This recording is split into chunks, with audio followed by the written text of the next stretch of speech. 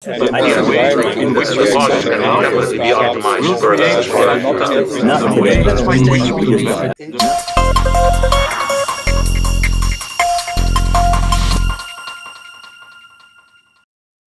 Ever heard of the hydrogen age? Sergey Frolov has, and he's betting big on it with his company, H2 Valley. With over 20 years of experience in the hydrogen, metals, and mining industries, he's not just a dreamer, he's a doer. Get ready to meet the man who's turning hydrogen dreams into reality. He's tapping into the Earth's natural hydrogen and helium reserves with his team, convinced they hold the key to humanity's next great leap forward. If you think that sounds a bit sci fi, wait till you hear his plans. Sergey, welcome. Thank you, Ernest. Glad to have me here with your audience. Absolutely. For the beginning, can you give a short introduction to who is Sergey Frolov and H2 Valley? Okay, so Sergey Frolov, I'm I have the background in metals and mining industry. So I was most of my professional life in metals and mining industry in a top management, in different positions and big company. But recently, I decided to set up my own company with my colleagues, my co-founders, to go for geological hydrogen. Because I heard about this, I was introduced to this topic back 20 years ago when I was doing my PhD degree. Since that time, I was monitoring closely the work that has been done in this direction. About 8 years ago, I was deeper involved into geological hydrogen, looking for how the things are progressing with regards to finding sources and with regards to finding accidentally the Mali case. So back then I had the idea of creating the business and making it happen. So making it possible to extract hydrogen for industrial uses, primarily for metals and mining industry. But of course, you probably know that hydrogen is a Swiss Army knife. So for me, it's a dream that has come true, and hopefully with my team, we are going to make it true. What is the currently accepted model of the Earth's structure? Today, everybody knows from the books, from the scholar books, that Earth is made of the core. The core is iron and nickel. It's solid, and the outer sphere or the mantle is mostly silicates. So this is the basic, and the crust, which is on top of all this. So this is the basic theory, which is dogmatic from my point of view and from the point of view of my colleagues. There's no scientific basis under this theory. So everybody just says that it's like that, and that's it.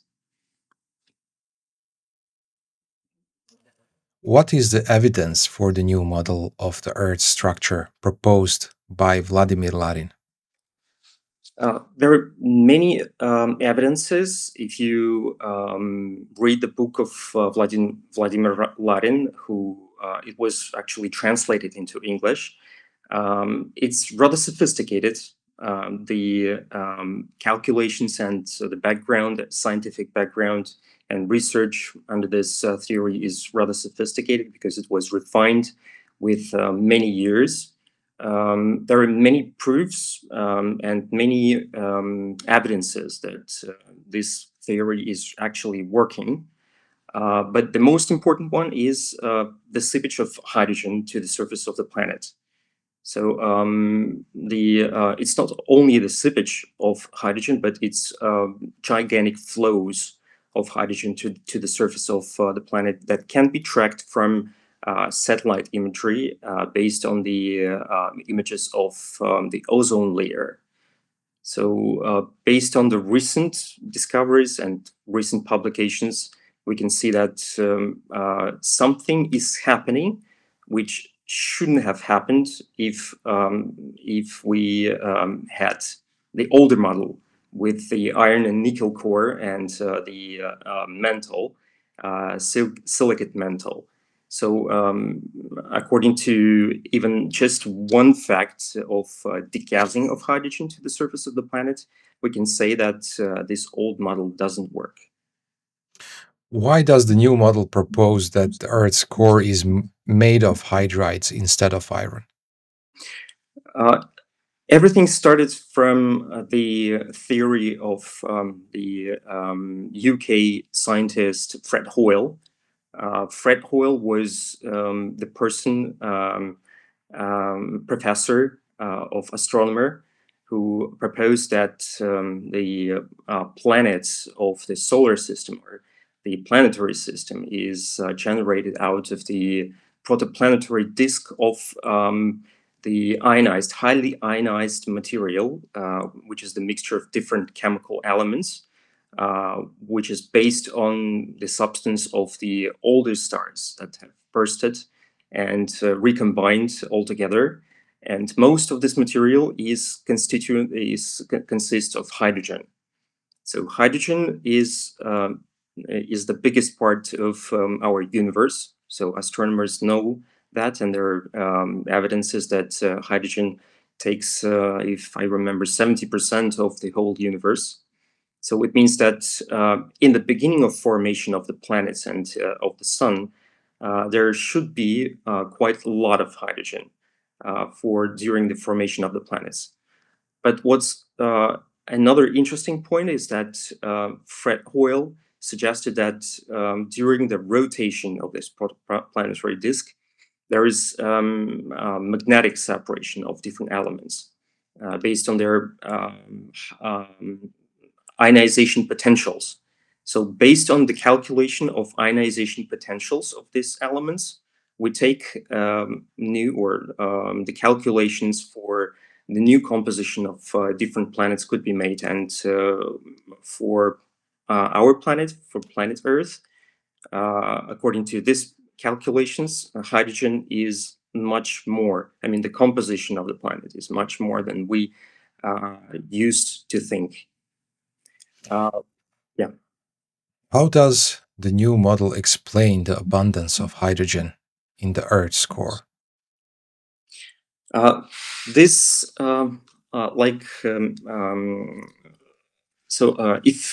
I continue with the process of formation of the planet, out of the ionized material, which is separated on different orbits of the solar system, they tend to recombine into protoplanets. In the beginning, this matter is quite widely spread, but then it tends to combine and to dense, and during the densing process, the matter tends to precipitate. All the metals which were on the orbit of Earth were precipitated, and during precipitation, it captured quite a lot of hydrogen. So it's also proven fact that has been done in the beginning of this century. And while precipitation of vaporized metals in the hydrogen atmosphere, they tend to capture few molecules of hydrogen. So during this process of precipitation, hydrogen was captured in the core of the planet. And slowly, when geological life of the planet started, the process of hydrogen seepage or hydrogen emission from the core of the planet started. So that's how it explains. What are some of the challenges of the new model? The challenge of the new model is that it's a little bit complicated to understand from the first reading. There are different calculations, ionization potentials, and separation, and the proofs of the how much matter was in the beginning of the process of formation of the protoplanetary disk. There are many other facts that are not really easy to understand at first, but once you understand everything, which is under this theory, everything puts together one by one. And you have the answers to many questions that have been open all the time with regards to many geological processes which happen on the planet. So this approach, yes, it's the first. It's the first one, and the second one is that it's really difficult for this theory to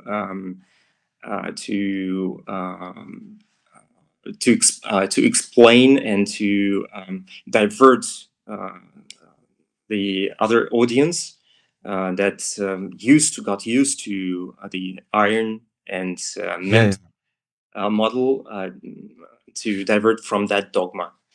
yeah. So it basically challenges the understanding of the Earth as we know until now. Yes. Where geologic hydrogen could be found on our planet? It's interesting, according to our experience, experience of our geologists, it could be found practically in any part of our globe. Of course, there are seepages, and a lot of seepages are taking place in rift zones, in fault systems, in the places where the crust is thin. But according to our experience, there are also many places right on the continents. So on so-called plates, geotectonic plates, they're also possible. It's also possible to find sources of hydrogen. According to our experience, practically every country has a few, sometimes even many sources of hydrogen that could be explored and possibly tapped. What projects are you currently working on? The most important project for us is the project for Slovenia. So we are in the beginning of the process of exploration of hydrogen in that country. So there's great potential, and we look forward to working with one of the metallurgical companies that is going to that actually needs hydrogen to divert from carbon-intensive natural gas. So we are planning to work for them and to get geological hydrogen for their usage. What do you expect there? We expect to first to so we know that we see that there is potential. So there are places where hydrogen could be generated, could be released to the surface of this country. So we slowly move with the project. We refine the geological model. We explore. So we planning to explore it further, to refine the model, to shape the geological structure, and possibly to tap. So we've got a step-by-step process, actually 4 steps process. First step is the desktop study that we are doing right now. The second is the field study. So we're planning to go to the field and look for hydrogen there. Then there will be drilling, not really deep, but exploration and drilling, and hopefully for the fourth stage there will be wildcat drilling. How will new technologies impact hydrogen production efficiency and cost? If we're talking with regards to exploration technology and extraction technology for Yes. geological hydrogen, everything is changing really fast.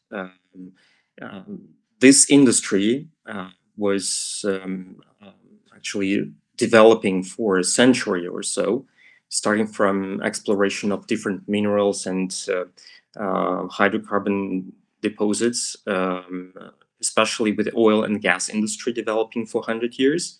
And I'm quite sure that new technologies will come to exploit and to use to reduce the cost of geological hydrogen exploration and extraction. At the moment, geological hydrogen is the cheapest, according to our estimations, is the cheapest among the other types of hydrogen. So it's significantly less expensive than green hydrogen.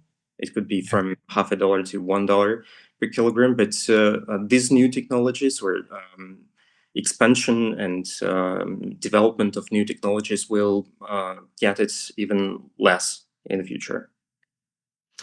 How effective is remote sensing in hydrogen detection, and what are its limitations? Well, it's really effective. I would say that we use the same techniques, like explorators for hydrocarbons. So it's the same technology that can be used in our case. It's really effective, but it doesn't exclude the field study. So it's a good instrument to use in the beginning of the process. So we use this for the first stage of our study. Once we get enough information which is available, freely available, which is published, we add the satellite imagery. We analyze, we take our conclusions, and then everything should be done on site, because there are problems at the moment with regards to resolution. There are problems with resolution for the depth, higher depth of the geostructures. Once you take the imagery, you cannot see deep down the earth, and we're talking about the depths of 1 kilometer, a couple of kilometers, sometimes even 3 kilometers. So it's at the moment, current technologies for satellite imagery doesn't let high resolution, and you cannot make estimations and geological models based only on these instruments. How can big data and machine learning enhance hydrogen exploration? I think it's great potential.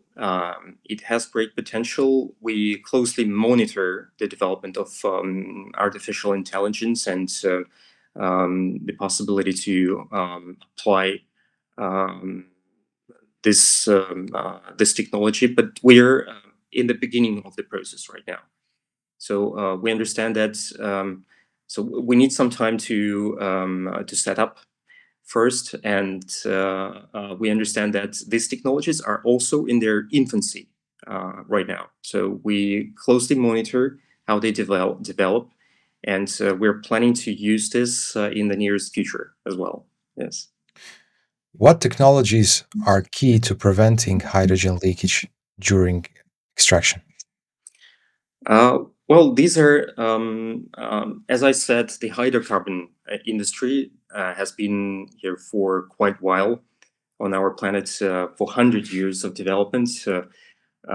This industry found the ways of making everything sealed and properly Yeah.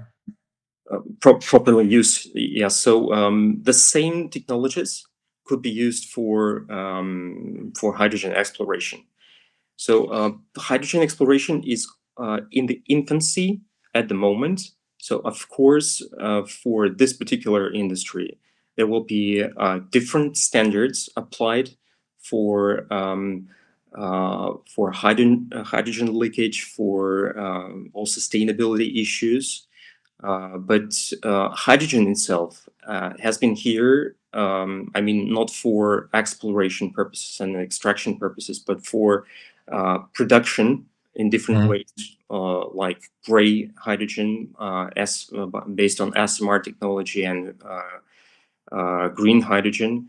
And its application has been here in many industries for quite a long time, for metals refining, etc. So technologies for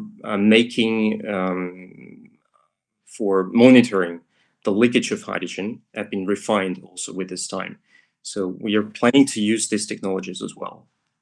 So basically, knowing the size of the molecule and its permeability, how do geophysical methods differ for hydrogen exploration compared to hydrocarbons that you already mentioned? We are using the same instruments as the hydrocarbon explorers do. In our portfolio, we've got 20 different sets of researches that we analyze, that we do, in order to refine the geological model. But this is only the matter of interpretation of this data that we receive, and how we interpret, and what we do with this. So at the moment, there's no difference with regards to instruments, but there is difference with regards to interpretation of the data acquired. But let's talk about quantifying the flow rates of hydrogen. Which tools and methods are used, and are they good enough? Well, if we're talking about when and which stage we can quantify the flow of hydrogen, so it's after the drilling that we can have a complete picture of how much hydrogen could go to the surface, and how much you can extract. So, of course, you can make predictions. Step by step, you get first the image of what kind of gases you might have in this particular stream that you found. It's not the reservoir that we're looking for. It's actually the stream that we are looking for. Once you get the stream, you go step by step, and only after drilling you are able to tap and quantify the hydrogen, or the mixture of gases that you get to the surface. Of course, there are standard measurements, the same as the natural gas explorers do, in terms of calculation how much gas is going to the surface through the well. How does H2 Valley ensure that feasibility studies accurately reflect hydrogen projects' technical and economic viability? Well, we first refine the geological model. So the basis for the feasibility study is the geological model. And of course, the data for market data analysis, for the energy prices, for the prices of the natural gas that is going to be substituted. So everything put together makes sure that the feasibility study is good to go. What are the key factors you consider when selecting site for hydrogen extraction? Yes, that's an interesting question. According to our approach right now, we see that we need to find first first of all, the consumer. So the consumer is really key for the project. So it's important to have a contract with offtake contract with the consumer, so that you could attract investments, and you could proceed with exploration. And another thing is, of course, the potential for the geological structure that could generate hydrogen. So if you see that there is a possibility for the hydrogen seepage or hydrogen stream not far away from the potential client, we go for it. So we go approach the potential consumer, and then we select the place. So of course, the third factor is the prices for the potential hydrogen that could be sold to this client. So it's also Yeah. important with regards to selecting the place which is going to be feasible. A lot of factors. What steps do you take to ensure regulatory compliance during project development? Yes, it's a very interesting question. As a company, we tend to talk to many countries, to many clients in many countries, and each country has its own regulation. So we make sure in the beginning of the process, in the beginning of the project, that we comply with all regulation, which is local regulation. So we investigated this regulation closely with our lawyers.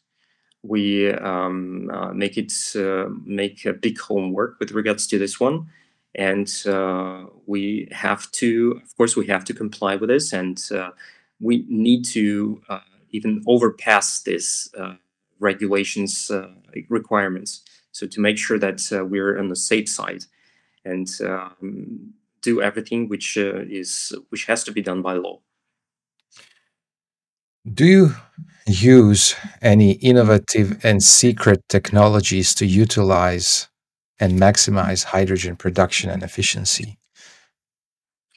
There are no secret technologies. The secret is actually how to search for streams, for hydrogen streams.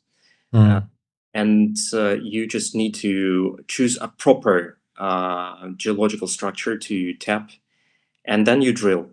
So nothing too sophisticated, but really sophisticated with regards to the knowledge and experience how to search for this kind of places. How does your partnership with research organizations drive innovative technologies in hydrogen research? Well, we understand that we need to involve as much relevant institutes as possible into our process of the project formation. At the moment, we're in the beginning of the process with Slovenia, so we have our plans to approach all the relevant institutes to help with the project, and it's important. And but for our technology and for our future projects, we also collaborate with big institutes, a few institutes in UK and Australia, and hopefully we'll be doing something with institutes in Canada as well.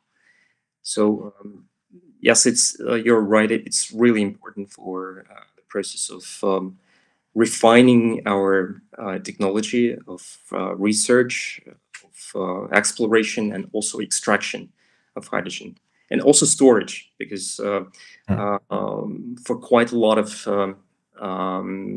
consumers, we would need to propose a solution for intermediate storage of hydrogen in order to use it continuously in the process. How do you look at the current market situation and all the companies that are searching for natural hydrogen? I assume you're well informed.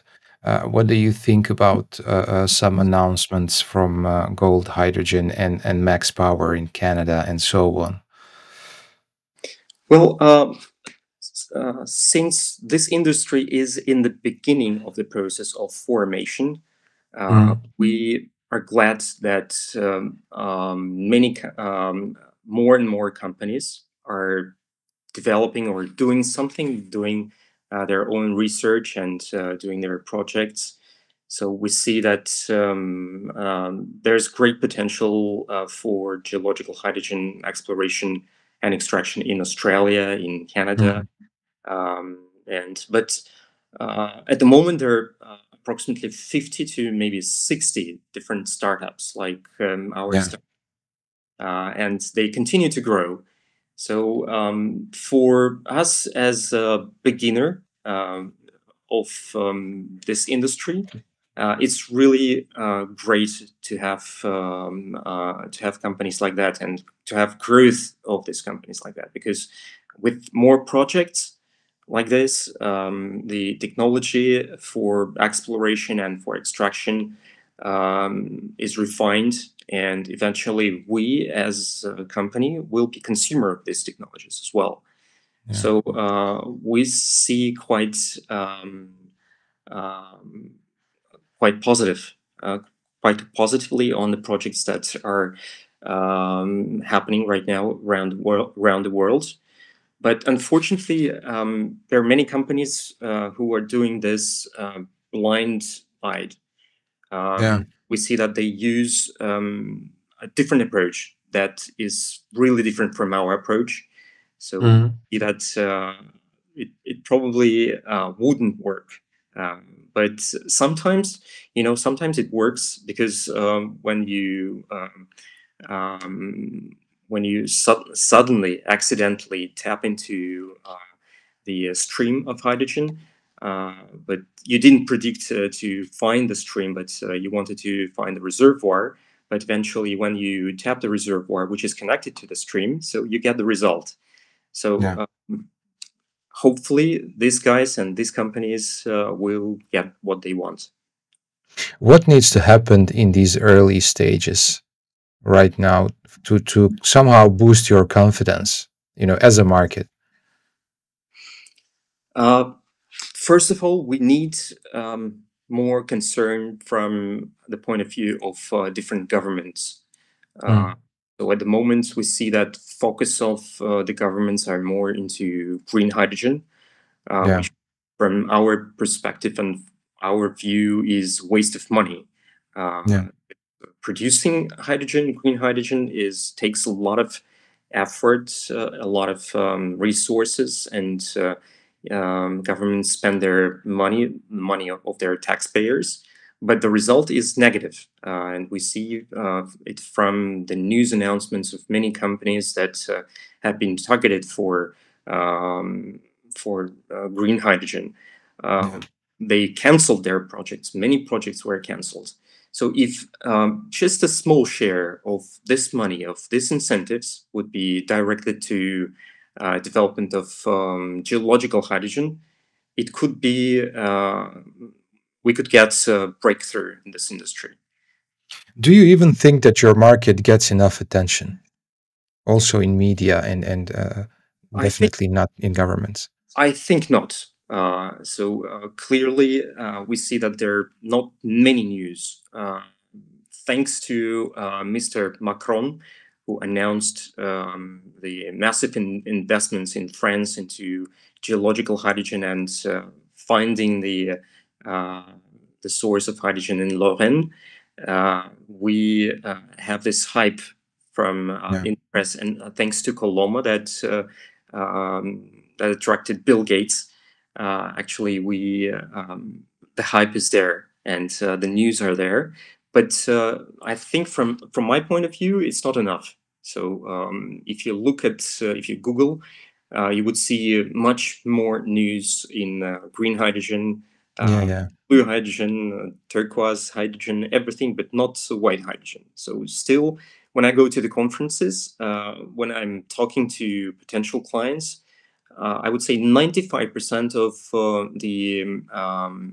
the audience of the energy conferences do not know what it is, the geological hydrogen. Just 5% is aware of this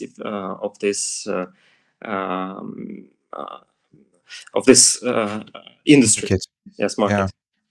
So when you approach your clients, with what percentage of certainty can you tell them that you will find natural hydrogen and that the project will be successful? Well, the percentage is not relevant here. Mhm.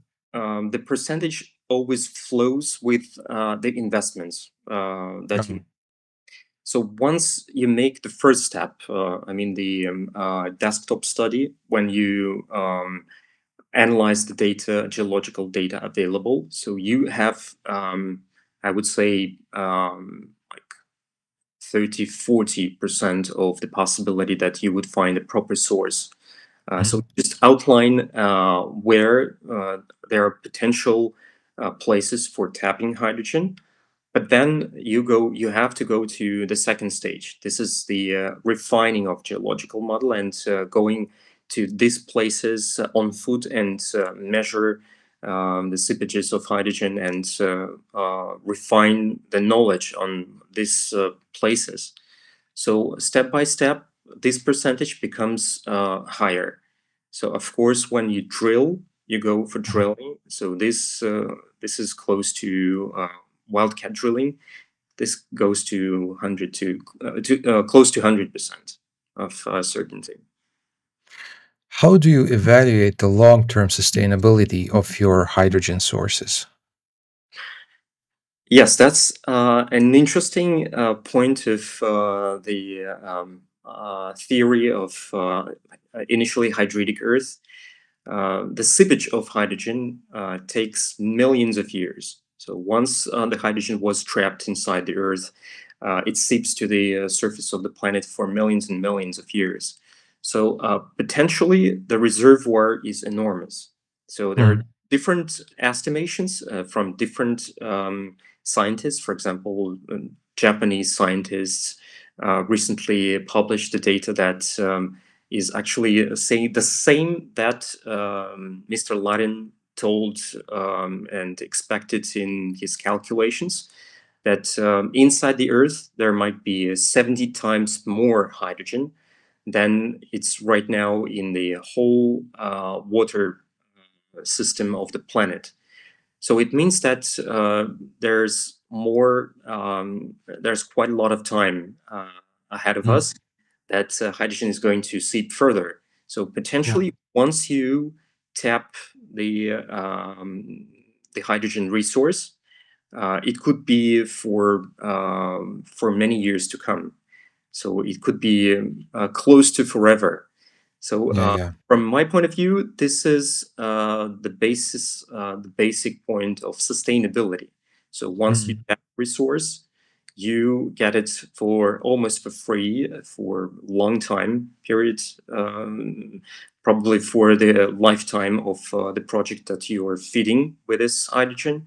So this makes this source quite sustainable. That turns me back to the Mali case, where the flow rates are very stable, although small. Right.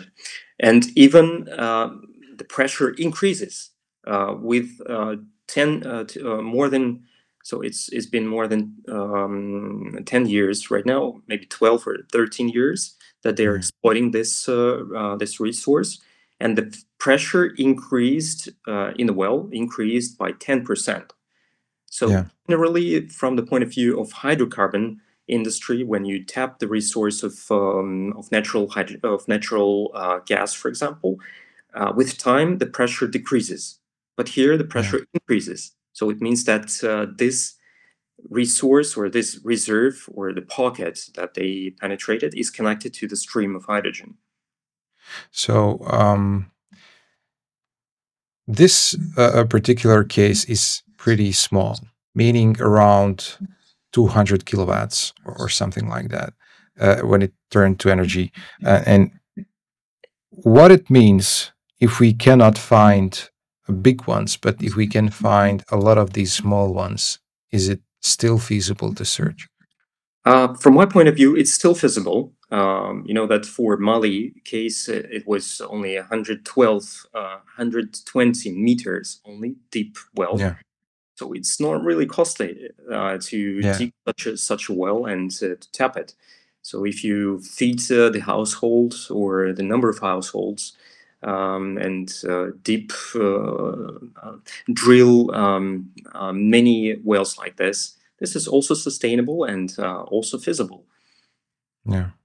Given the global competition, what sets you apart and your approach to hydrogen exploration from others?